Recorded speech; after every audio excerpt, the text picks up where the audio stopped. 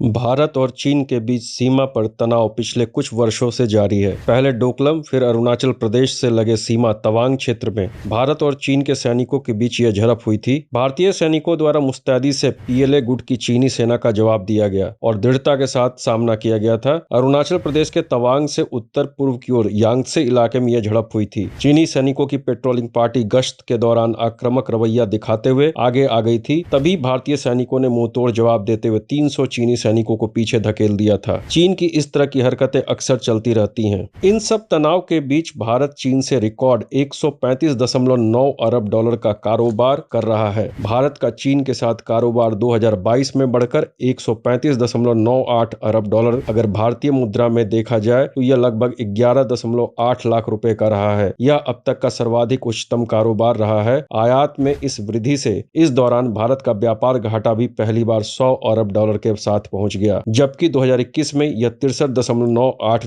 अरब dollar का था। यह आंकड़े चीन के कस्टम विभाग की ओर से जारी किए गए हैं, जिसमें 2021 में द्विपक्षीय कारोबार पहली बार 100 अरब डॉलर के पार पहुंच गया था। 2021 में यह कुल कारोबार 125.62 अरब डॉलर का कारोबार हुआ था, जो 2020 की तुलना में 43.32% अधिक है। भारत और चीन के बीच दिन प्रतिदिन बढ़ती तनावग्रस्त स्थिति के बीच 2022 में यह कारोबार 8.4% और बढ़ गया। भारत सरकार हाल के वर्षों में मेक इन इंडिया से लेकर आत्मनिर्भर भारत तक की योजना लाई है। भारत में उद्योग धंधों को बढ़ावा देने के लिए तथा चीनी निर्मित वस्तुओं को हतोत्साहित करने का अक्सर प्रयत्न करती रहती है। चीन में भारत से सस्ती वस्तुएं उपलब्ध होने के कारण चीनी उत्पादन की खपत अधिक होने से चीन से आयात में कमी नहीं आई है। भारत में सैन्य रक्षा उपकरणों और साजो सामान हालांकि अधिकतर प्रयास देश के अंदर ही निर्मित किया जा रहा है, फिर भी चीन के साथ अन्य वस्तुओं पर निर्भरता बनी हुई है। चीन से भारत का बढ़ता आयात चिंता का मुख्य कारण है। इससे देश में लगातार व्यापार घाटा बढ़ रहा है। व्यापार घाटा नीचे आने के लिए भारत लंबे समय से चीन से दवा और प्रौद्योगिकी क्षेत्र को खोलने की बात कर रहा है, लेकिन इस पर अभी गंभीरता से कार्रवाई नहीं हुई है। 2015 से लेकर 2020 के बीच यानी 6 साल में दोनों देशों के बीच कारोबार 75.3% बढ़ गया है। इस अवधि के दौरान सालाना औसत वृद्धि 12.55% रही है। धन्यवाद।